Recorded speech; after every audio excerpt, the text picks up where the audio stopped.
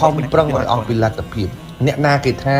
អើយខំហ៎អាហារ3ពេលសោះហើយជប់បានច្រើនជាងនឹងមិនល្អឯមែនទៅដាក់កម្រិតខ្លួនឯងធ្វើអីកម្លាំងយើងមានឱកាសយើងមានហេតុអីមិននាំគ្នា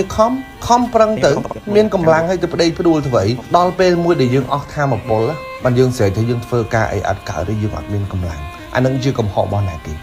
នៅក្នុងសង្គមយើងមនុស្សរស់នៅដែលមានតម្លៃបំផុតមិនមែនគ្រាន់តែរស់នៅឲ្យតែរួចខ្លួនទេ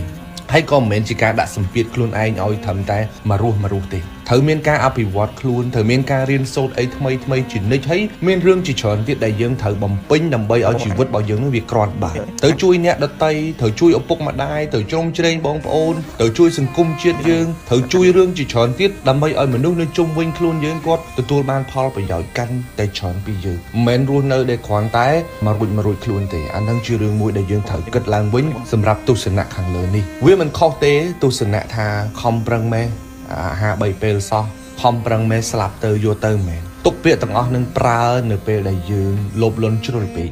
នៅពេលដែលយើងបាក់ទឹកចិត្តនៅពេលដែលយើងធ្វើការលើសកម្លាំងអាចយកពាក្យទាំងអស់នឹងយកមកប្រើបានដើម្បីលួងចិត្តខ្លួនឯងឲ្យស្ងប់ប៉ុន្តែកុំយកពាក្យទាំងអស់នឹងមកធ្វើជាបន្ទាត់ជីវិតយើងមិនបានទេខំប្រឹងដើម្បីខ្លួនឯងខំប្រឹងដើម្បីគ្រួសារខំប្រឹងដើម្បីប្រទេសជាតិយើងនៅខ្វះខាតគ្រួសារយើងនៅខ្វះខាតត្រូវការឲ្យយើងបញ្ចេញធម៌ពលឲ្យអស់ពីសក្តានុពលខ្លួនឯងដើម្បីជួយខ្លួនឯងនិងគ្រួសារនិងប្រទេសជាតិយើងឲ្យទៅមុខបន្តទៀត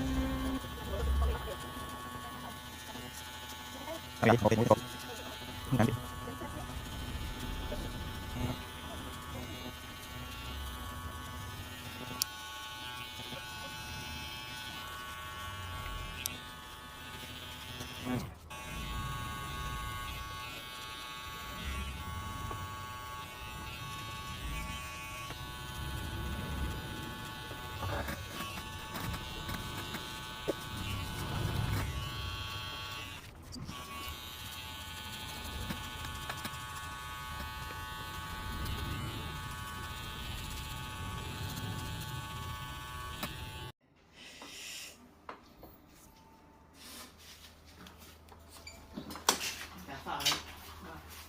Bạn nuôi quỷ.